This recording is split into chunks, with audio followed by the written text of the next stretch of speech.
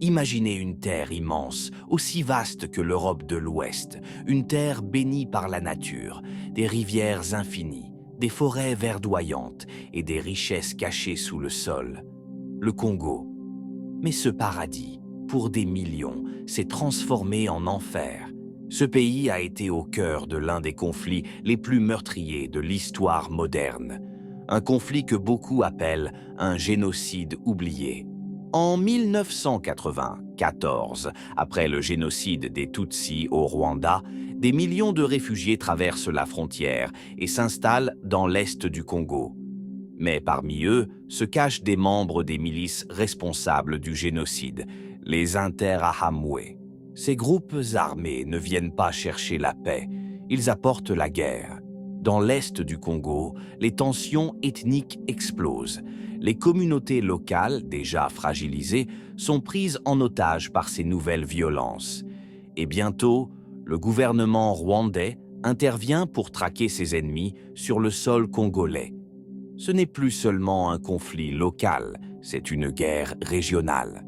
En 1996, le Rwanda, l'Ouganda et le Burundi envahissent le Congo, soutenant des rebelles locaux pour renverser le dictateur Mobutu.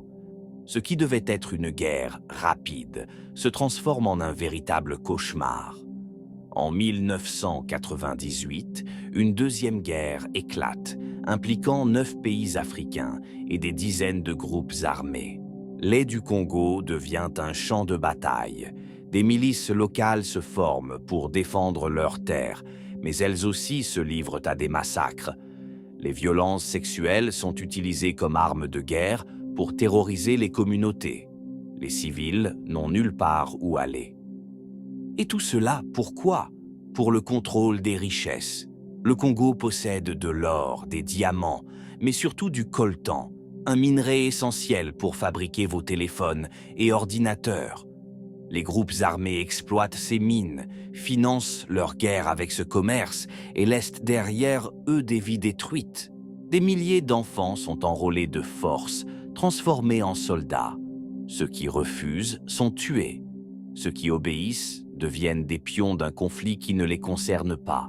Entre 1998 et 1203, cette guerre, appelée la guerre mondiale africaine, cause la mort de plus de 5 millions de personnes. La majorité ne meurt pas sous les balles, mais de faim, de maladies et du manque d'accès aux soins. Et pourtant, le monde détourne les yeux. Les médias en parlent à peine. Des millions de vies disparaissent dans l'indifférence.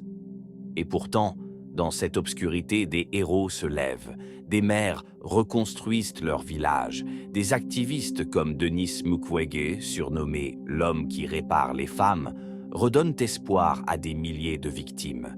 Ces actes de courage nous rappellent une vérité simple: l'amour et la résilience sont plus forts que la haine. Chaque jour, des Congolais se battent pour un avenir meilleur, pour que leur histoire ne soit pas oubliée, pour que leur souffrance ne soit pas vaine. L'histoire du Congo est une leçon pour nous tous.